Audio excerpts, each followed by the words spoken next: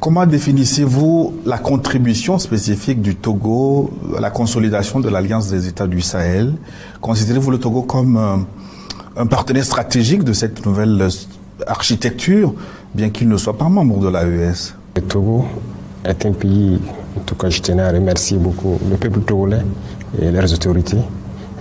Je peux dire que le Togo est un partenaire plus que stratégique. Moi je ne parle pas de partenaire stratégique, je parle de pays, de frères.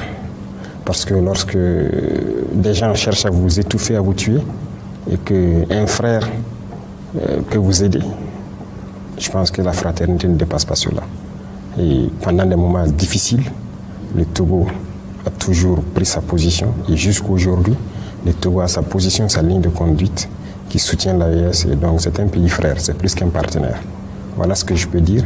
Et le Togo a posé beaucoup d'actes, que ce soit sur le volet économique à travers donc la route maritime, certes, mais même dans le volet de la défense, le Burkina Faso par exemple et le Togo, nous avons une coopération très étroite dans la lutte contre le terrorisme et tout. Et ça, il faut s'en féliciter. Nous sommes au-delà de ce que les gens peuvent imaginer, je le disais souvent. Aujourd'hui, les deux armées, les réponses les unes envers les autres et les planifications ne sont plus au niveau étatique. Ce n'est pas comme avant quand un avion au Burkina doit intervenir ou bien un avion togolais doit intervenir. Il faut qu'on appelle jusqu'à la présidence, avoir les autorisations de traverser les frontières. Non, c'est au niveau local. Ce n'est même pas l'état-major, c'est carrément au niveau local. Donc les forces cohabitent et tout. Donc vous voyez que c'est un partenariat exceptionnel. C'est de la fraternité, c'est tout ce qu'on demande. Et ce partenariat s'est renforcé, peut-être sans doute avec l'extradition de l'ancien président Paul-Henri Sandaogo Damiba. Oui, renforcer, c'est trop dit. C'était déjà fort. Ce n'est qu'une suite logique. Le Togo ne peut pas être en fraternité avec nous et laisser sur son sol quelqu'un qui cherche à détruire ses frères. Donc, c'est nous qui avons souhaité que le Togo le garde depuis longtemps. Sinon, ça n'a pas commencé maintenant. Mais à un moment donné, avec des preuves assez accablantes, donc les autorités togolaises ont décidé de le renvoyer pour qu'il ne soit pas un obstacle à notre avancée. Donc ça aussi, c'est à saluer. Vous l'avez déjà rencontré depuis son extradition, en tête à tête? Pourquoi? Non, je n'ai pas à le faire. Il est entre les mains de la justice, il entend des tout. Je ne l'ai pas fait. Excellence, on dénombre moins 5 tentatives de coup d'État contre vous. Qui veut vous tuer et pourquoi? Vous avez dénombré 5, il y en a beaucoup plus.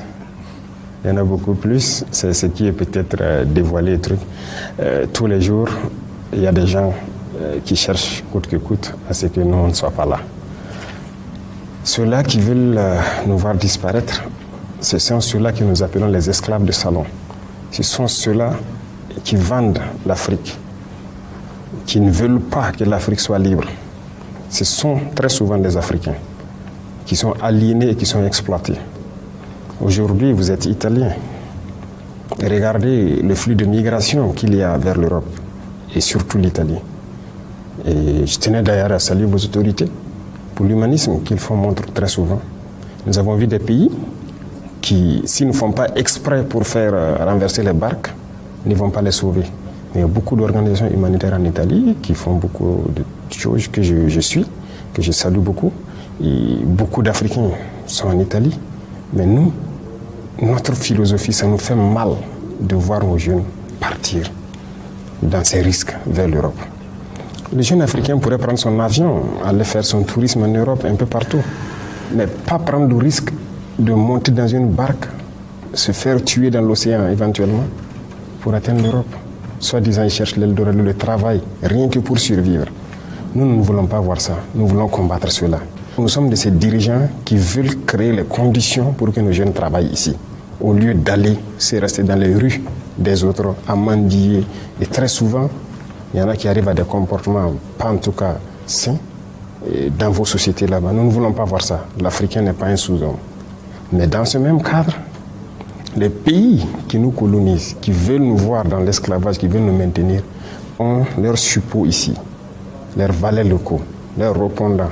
Et ces gens sont prêts à tout pour nous voir éliminés. Et voilà malheureusement le contexte de l'Afrique. Et ces individus, tous les jours que Dieu fait, lorsque nous sommes vivants, ils ne sont pas contents. Et donc c'est un combat permanent et continuel.